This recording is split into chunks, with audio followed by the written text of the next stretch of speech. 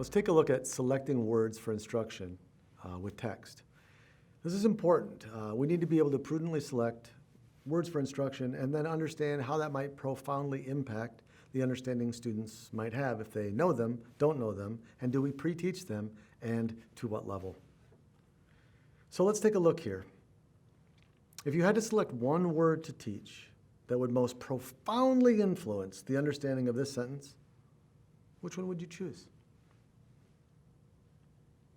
I mean, certainly aristocrat is a good choice. It's tier 3 after all, right? That discipline specific, or as Zweers call it, a brick word that you'll see eventually in your Ed TPA. You could give a brief definition of this word, perhaps work with its word parts, right? Aristo meaning best, and crassy meaning government or rule, so only the best rule. You could do that. Certainly. What a good choice. If you had to select one more word to teach that may profoundly influence the understanding of the sentence, which one would you lean to now? Perhaps minor, right. It's an important multiple meaning word. It's tier 2 according to Beck and McHugh, and it's a general academic word according to others. It's our mortar word according to Zweers and your Ed TPA. Isn't it great to have so many labels? Now, working with this will clear up confusion for the reader. Why, do you ask? Well, in 4th grade, minor is commonly confused with the homophone minor, M-I-N-E-R, and since we're studying the gold rush, we don't want students to be confused. Now, in 8th grade, students are learning about major and minor characters in novels, as well as short stories and major and minor keys in band and choir, so that stands to reason that it is maybe a little less important.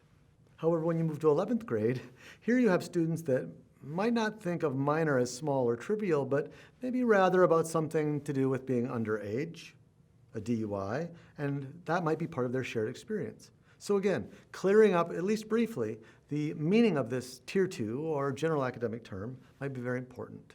A mortar word, as Zweers calls it. So what are those 3 tiers of words? Let's look at those. Well, tier 1, tier 2, and tier 3 was championed by Beck, McEwen, and Kuchen back in 2002. An excellent text, highly recommend Bringing Words to Life. They talk about these 3 tiers as tier 1 general or commonplace terms, tier 2 is those that are found across domains, and tier 3 that are discipline specific. Fisher and Fry talk about them as general, specialized, and technical.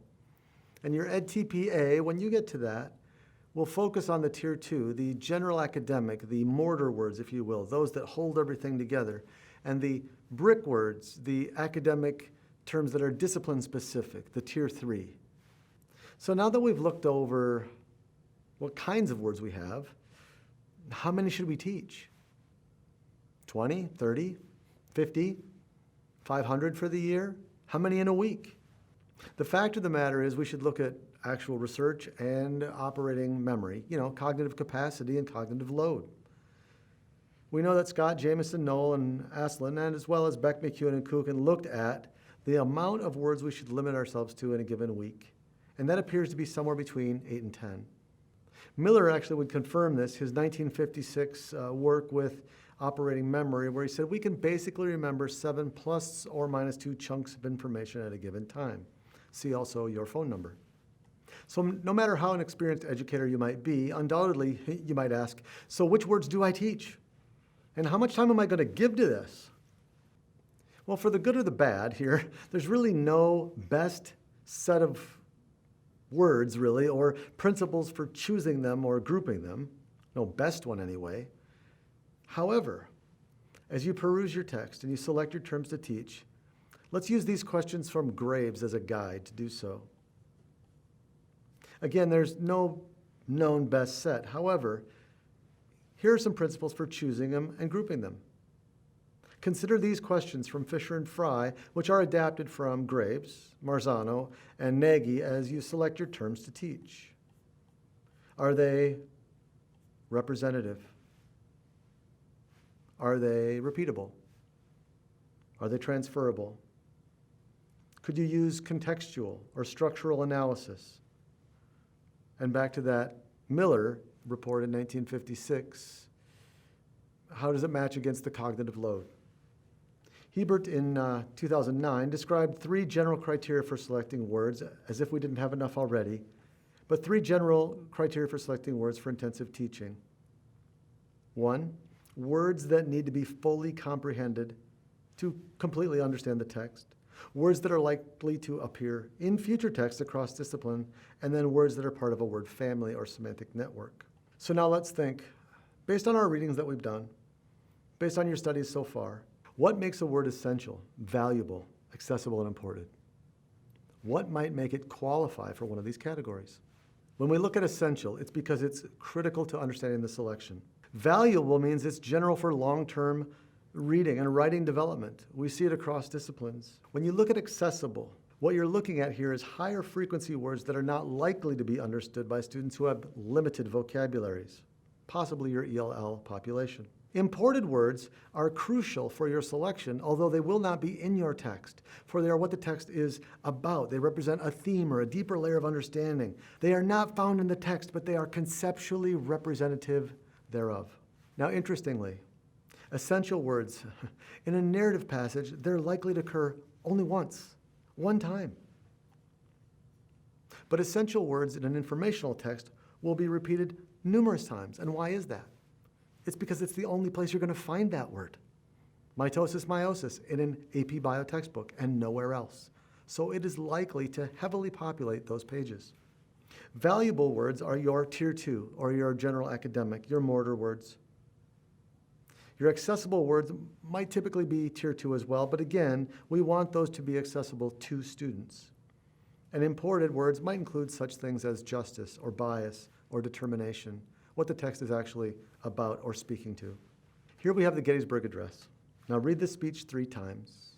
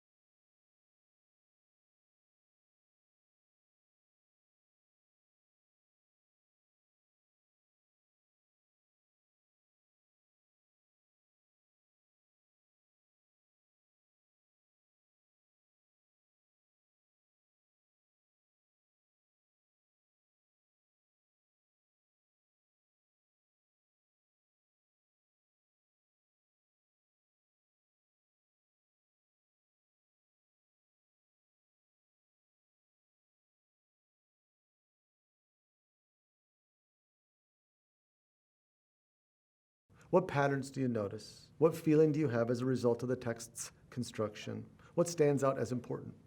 Now let's proceed through the process of SWIT, selecting words for instruction with text, on the slides that follow.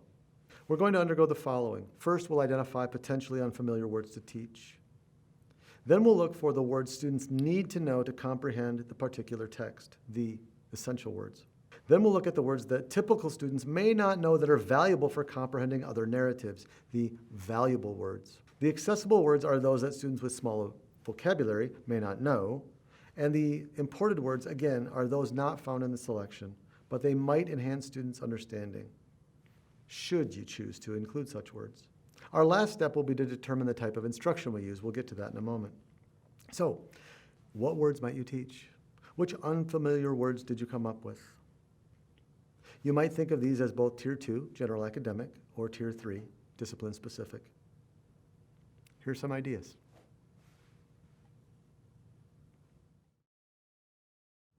Now, first we identify the essential words.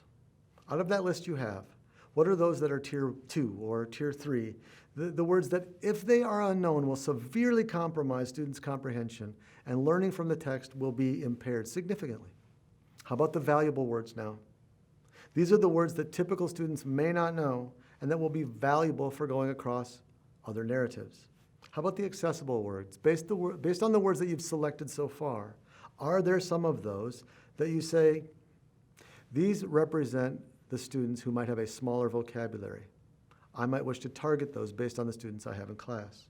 Last but not least, what words might you not find in the selection but be willing to bring in? If you chose to include any such words, what were they? And now we're on to step 6. And you might be thinking to yourself, step 6, there's 6 steps to picking words?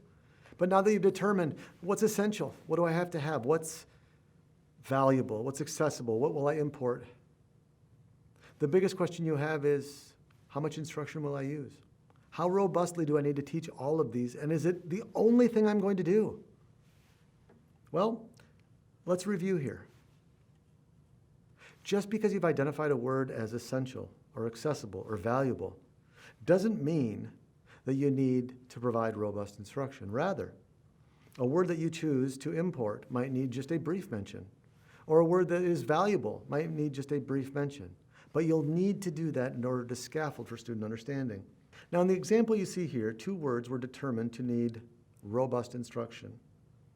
There were an additional 5 that will need to be explained briefly according to this teacher's bent. This also seems to be an appropriate cognitive load, 7 words total. Here's the complete list of steps once again. First, identify unfamiliar words to teach. Which of those might actually impact students' ability to comprehend the text? Then ask yourselves, which ones are essential? If they don't know these, they simply won't be able to access or understand the text well at all. Which are valuable? Which go across multiple disciplines? Which of these might be found in social studies, science, and math, language arts, facts, art, music, for example? Which of those are valuable for students with smaller vocabularies? And then which ones do I want to bring in? Take a look. How robustly do you need to instruct any of these, if at all? Which ones can be briefly mentioned, and can any of them be determined based on the context of the passage? Essential words are words that are crucial to a text's comprehension. In narrative texts, this often relates to understanding the central story elements and the characters and their actions. And essential words often appear just once, or maybe at most a few times in a given text. Informational text, on the other hand, those essential words are likely to be conceptually complex, but they're also often repeated several, if not numerous times in the text. Note the non-existence of word repetition in this narrative text. Literature often poses this scenario when selecting words to teach from a text, that the most important words are often not repeated. And finally, here are those important considerations in a summary.